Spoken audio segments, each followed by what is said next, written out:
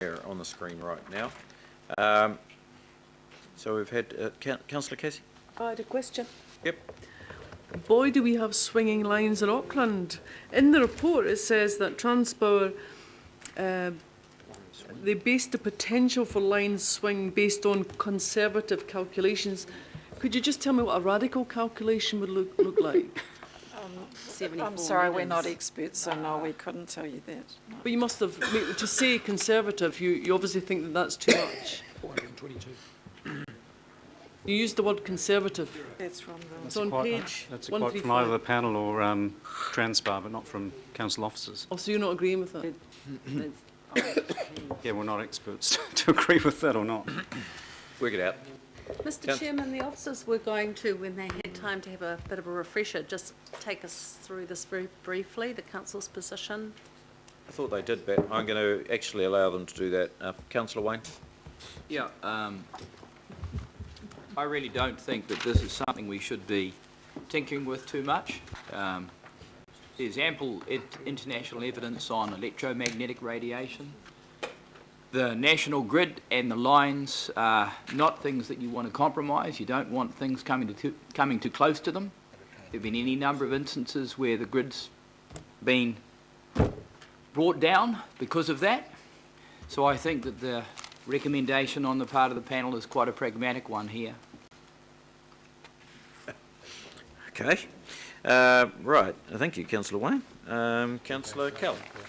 Yeah, thanks, Mr. Mayor. And I just want to back up Councillor Crum there, actually, because if we look across the region and their plan for additional 422,000 houses, and in the LTP, the life of the for housing for commercial industrial land over the next 30 years, we've got 1,400 hectares of business land. 1,400 hectares, and it's insuffice for the amount of housing that we're going to grow into in Auckland. And it's good use of land in industrial and commercial areas. Okay. All right. Well, Councillor Mike? Yeah, I think that the panel has it right in this case, Mr. Mayor, taking a precautionary approach, and as it relates to matters of health and safety, I think we also need to take a precautionary approach given the panel's recommendation. Right. Another good, very quick contribution. Okay. Well, why don't we have a vote on this? We've got, let's go back to the original. There it is. We need to do A and.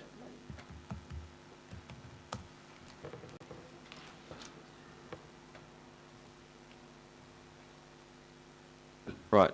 No, we didn't have any questions about A and C. So we'll, can I have someone to move A and C, please? I'll move A and C. Seconder? Oh, come on, you guys, I've got them past that. So can we I mean, just it's be pretty clear, obvious. this retains... No, we're going to do D. Separately. D will be separate, which is what is you're concerned about, right? D is where the alternative recommendation is. So just to remind councillors, we did talk about the removal of the high land transport noise overlay and the deletion of a policy referring to the avoidance of designations in the road corridor last week. That's right. And my recollection wasn't there was... Can I have a seconder, please? Councillor Bill. I'm going to put those A and C. Remember, this does not relate to the issue of how broad the cover is. Cool. So A and C, all those in favour say aye. Aye. Aye. Against? Thank you. Now go to D. Now I'm going to request someone to move D. I can remember. Wayne, would you like to move D? And Councillor Mike second? You want. Yes, you've spoken in favour of it. Okay. Councillor Wayne? Happy to, and Councillor yes. Mike seconds. Right. I'll put that. All those in favour say aye. Aye. Against? No. Okay. Well, that was...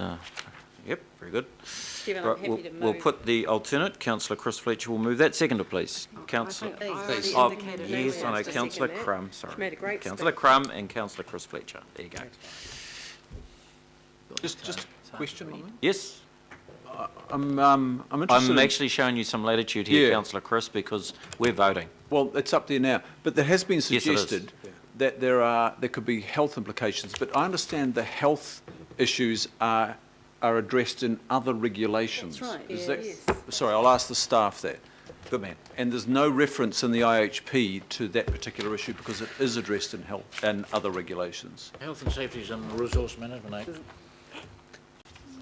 There's the Oracle. NPC, so the 24 metres ticks the boxes. My understanding, but we'll just get it absolutely confirmed, is that compliance with NP set deals with the health issues aside from any provisions in the plan. Right. Question asked and answered? NP set is I'm intended getting to the deal nod with from the staff members. evidence in the past on health effects of transmission lines. Yeah, thank you. Excellent.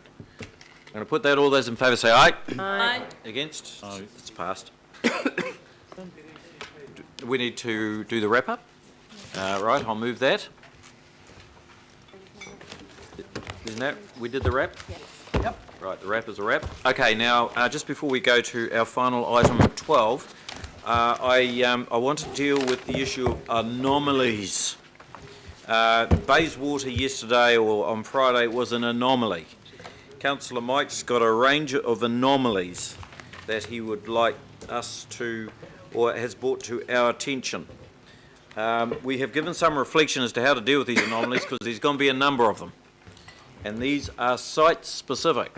And it's very hard for us to bore down into site-specific and sort of do this, what we are doing here, justice.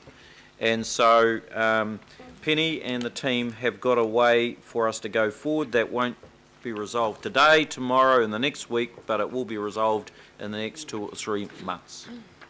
Penny.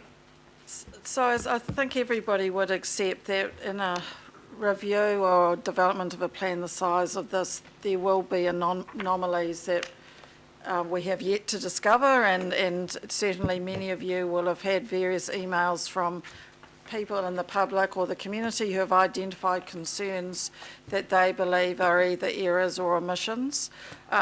There's no way we can deal with all of those at the moment, but what we're recommending is that in the new term of council, probably early next year, around March, there would be a plan change that would come back to the council to get them to agree to notify it, that will pick up any anomalies that are identified around individual site rezoning or other issues that might have fallen out of the panel's recommendations. I think that's the best way of doing it, because then we can have a proper look at them and make sure that we're not making decisions now which do not knit in with the rest of the plan, and I think that's the danger at the moment. If we try and address some of the things people have raised, I think last Friday the Mayor, made the call that if it wasn't something that the council officers had identified but was being fed from external, that the best thing would be to wait to process like that. So that's what we're recommending as officers, is that there will be a plan change early next year to take to the new council to resolve, these issues that have arisen.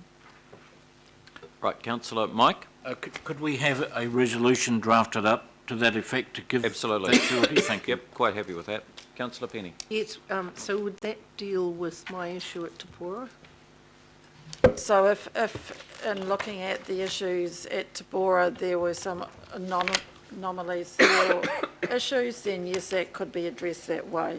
It would be a notified plan change. It's not about trying to, we can't fix anything without doing a plan change. Okay. But I think it needs to be a plan change that picks up all those issues and makes sure it's integrated with the rest of the plan. Okay, thank you. Right, I will just wait for the appropriate wording to come through.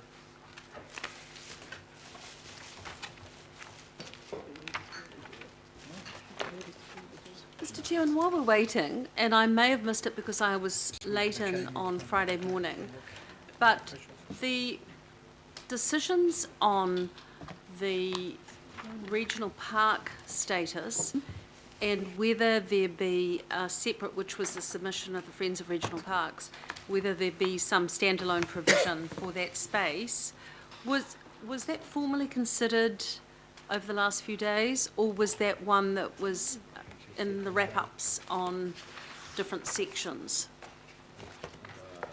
No, we didn't specifically consider that. I'm not aware of that. So it will be a part of one of the reports that we have approved. My best understanding of that? Okay. Yeah, that's my understanding. The issue that we identified as an issue in the open space provisions was to do with the new buildings, the GFA and height for new buildings. So in terms of how we deal with regional parks, etc., that was not seen as inconsistent with our position. And it was not raised. I mean, the IHP rejected the submissions, but I just wanted to be clear that the officers have given that consideration.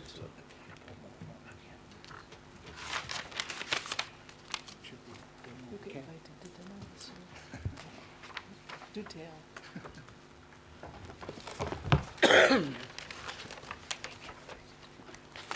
5-minute pit stop. Take a break. Grab a coffee. Don't sweat it.